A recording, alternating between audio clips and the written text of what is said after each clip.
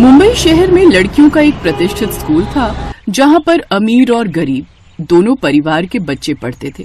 School की इमारत ऊंची और आलीशान थी, लेकिन उसके भीतर पढ़ने वाले बच्चों के जीवन में जमीन आसमान का फर्क था।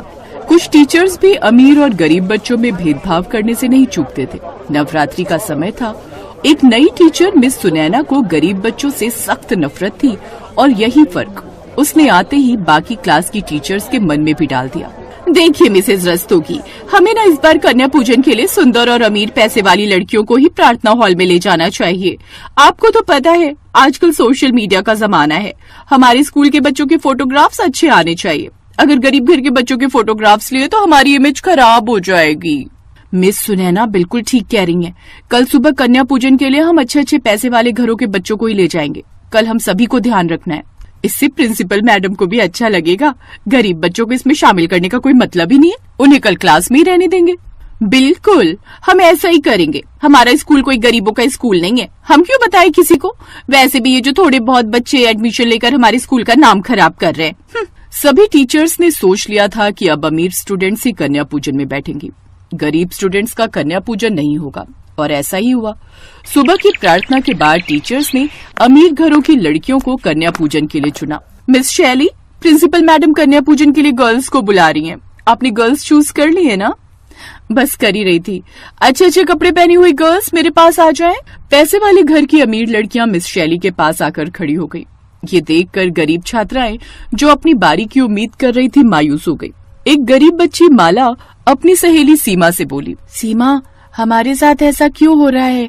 क्या हम कन्या पूजन के लायक नहीं हैं? शायद हमारे कपड़े अच्छे नहीं हैं, इसलिए मैडम जी ने हमें कन्या पूजन के लिए नहीं कहा।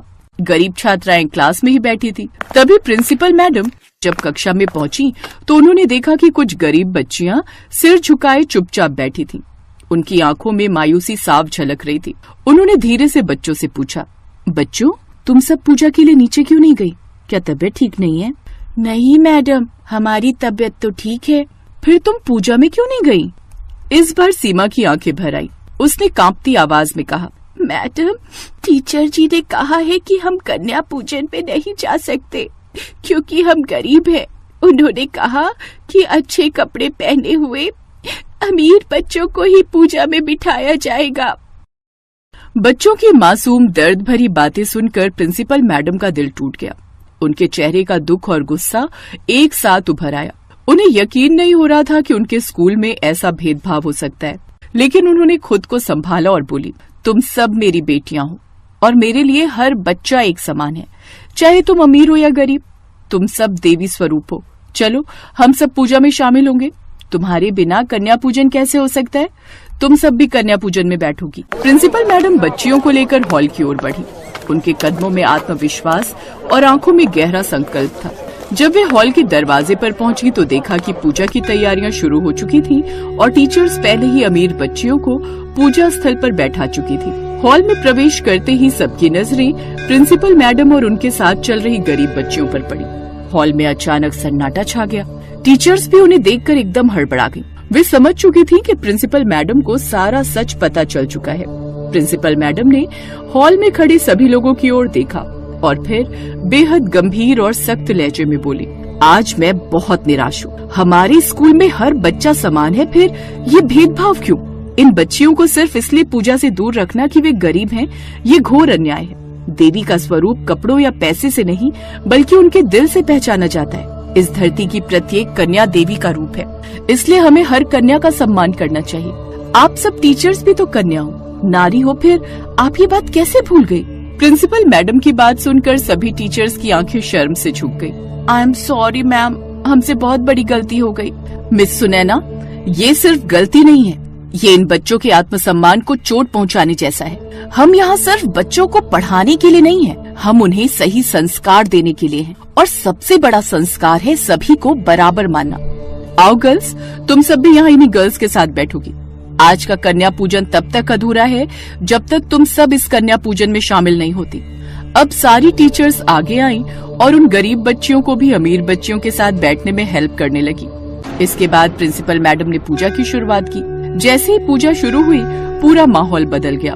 गरीब बच्चियों के चेहरों पर मुस्कान लौट आई थी और हॉल में सभी ने महसूस किया कि आज का सच्चा पूजा का भाव इन्हीं मासूम बच्चियों की सच्ची खुशी में है। याद रखो, हमारे लिए तुम सब एक जैसे हो। हर बच्ची हमारे लिए एक समान है। यही हमारे गर्ल्स स्कूल की असली पहचान है। बच्चियों ने प्रिंसिपल मैडम को धन्यवाद दिया और गर्व से घर लौट गई।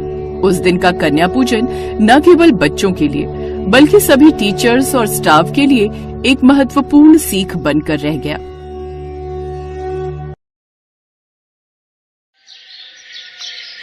पलक काले रंग वाली लड़की थी, जिस वजह से उसके स्कूल में हर कोई उसके काले रंग को लेकर उसे चिढ़ाता था, खासकर उसकी अपनी क्लास के टीचर और बच्चे।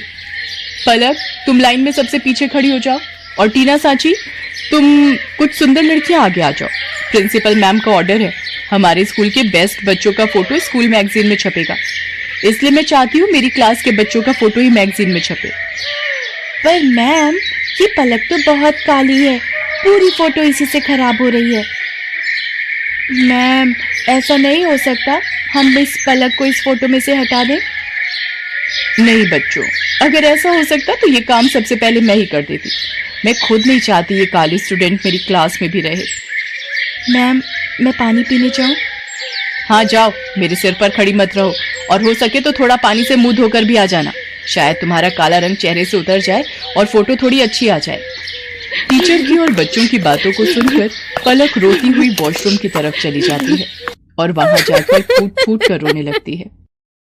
पलक के माता पिता दोनों नौकरी करते थे और बड़ी मेहनत से पैसे कमाकर उन्होंने पलक का अंग्रेजी मीडियम में एडमिशन करवाया था। इसलिए पलक अपने माता पिता से कभी भी अपना दुख नहीं कहती थी। पलक को दौड़ने का बहुत शौक था। वो रोजाना सुबह स्कूल जाने से पहले दौड़ने का अभ्यास करती थी, पर वो जब भी अपनी टीचर से स्कूल में दौड़ प्रतियोगिता में भाग लेने के लिए कहती थी तो उसकी टीचर उसे साफ मना कर देती थी और बच्चे उस पर हंस देते थे। तू दौड़ेगी? अपनी शक्ल देखी है कभी शीशे में? मैम तुझे कभी भी दौड़ प्रतियोगिता में नहीं लेंगी। आज तक हमेशा से टीना ही विनर रही है और आगे भी रहेगी। इतनी देर में क्लास टीचर भी आ जाती हैं। बच्चों, हमारे स्कूल को बहुत ही बड़े लेवल पर दौड़ प्रतियोगिता के लिए भेजा जा रहा है। टीना, मैंने तुम्हारा नाम प्रिंसिपल मैम को दे दिया है। ओके मैम, मैं आज से ही प्रैक्टिस शुरू कर देती हूँ। मैम, मैं भी दौड़ प्रतियोगिता में भाग लेना चाहती हूँ। नहीं पलक, मैं तुम्हें इस प्रतियोगिता में नहीं ले सकती। तुम देखने में बिल्कुल भी सुंदर नहीं हो, और अगर मैंने तुम्हें इस प्रतियोगिता में ले लिया और तुम हार गई तो प्रिंसिपल मैम मुझ पर गुस्सा होंगी। पलक रोती हुई घर आती है, पर जैसे ही वो अपनी माँ को सामने देखती है, अपने आंसू पोंछ लेती है और खाना खाने बैठ जाती है। पर उसका मन उदास था, इसलिए पलक अगले दिन स्कूल की छुट्टी ले लेती है। उसे पता था कि वो स्कूल जाएगी तो और बच्चों को प्रतियोगिता में जाता देख उसका मन दुखेगा। अरे पलक बिटिया, आज तू स्कूल नहीं जा रही? नहीं माँ, आज बस थोड़ा सिर में दर्द है, इसलिए घर पर आराम करूंगी। कोई बात नहीं पलक बिटिया, तू तो रोजाना ही स्कूल जाती है, आज छुट्टी कर ले और आराम करना। एक काम करो, आज तुम चले जाओ, मैं पलक के पास ही रुक जाती हूँ। उसे किसी चीज की जरूरत होगी तो बना दूंगी। ठीक है, फिर मैं अकेला ही काम पर चला जाता हूँ। पलक की माँ उसके पास ही घर पर रुक जाती है। पलक सो रही थी और उसकी माँ काम कर रही थी। इतनी देर में दरवाजे पर कोई आता है। जी, मेरा नाम रामलाल है, मैं पलक बिटिया के स्कूल का चपरासी हूँ। मुझे वहाँ की प्रिंसिपल मैम ने भेजा है। उन्होंने तुरंत ही पलक को स्कूल बुलाया है। वो किसी दौड़ प्रतियोगिता में जाना है, शायद यही बात हो रही थी। पलक को, पर उसकी तो अभी तबीयत। रामलाल भैया, आप मैम को बोल दो मैं अभी तैयार होकर स्कूल पहुंचती हूँ। दौड़ प्रतियोगिता का नाम सुनकर मानो पलक के दिमाग में कौन सी फुर्ती आ गई कि वो जल्दी से तैयार होकर स्कूल पहुंच गई। अच्छा, तो तुम पलक हो बेटा, हमें तुम्हारी बहुत जरूरत है और इस स्कूल को भी। टीना जो तुम्हारी क्लास की है वो इस प्रतियोगिता में भाग नहीं ले सकती। उसके पैर में चोट आ गई है, इसलिए डॉक्टर ने उसे दौड़ने के लिए मना किया है। हम चाहते हैं कि तुम अपने स्कूल के लिए इस प्रतियोगिता में हिस्सा लो और जीत कर ही लौटो। मैम, मैं आपसे वादा करती हूँ, मैं इस प्रतियोगिता में जीत कर ही लौटूंगी। पलक, मुझे माफ कर दो बेटा, मैंने एक टीचर होकर भी तुम्हारे साथ कितना गलत व्यवहार किया। पर आज जब हमारी क्लास की और स्कूल की इज्जत का सवाल है तो हमें तुमसे बेहतर दौड़ प्रतियोगिता के लिए कोई बच्चा नजर ही नहीं आया। मैं जानती थी कि तुम रोजाना सुबह दौड़ने का अभ्यास करती हो, इसीलिए मुझे तुम्हारा नाम सबसे पहले याद आया। मेरी शुभकामनाएं तुम्हारे साथ हैं। पलक, देखना तुम इस प्रतियोगिता में जीत कर ही लौटोगी। Thank you ma'am, thank you so much. मैं आपसे वादा करती हूँ मैं इस प्रतियोगिता में जरूर जीतूंगी। पलक की क्लास के सब बच्चे भी उसे शुभकामनाएं देते हैं और पलक पूरे जोश के साथ दौड़ प्रतियोगिता में हिस्सा लेती है और जीत कर लौटती है। उसकी प्रिंसिपल मैम और क्लास टीचर उसे इनाम में ट्रॉफी देकर सम्मानित करती हैं। ट्रॉफी लेकर पलक घर पहुंचती है।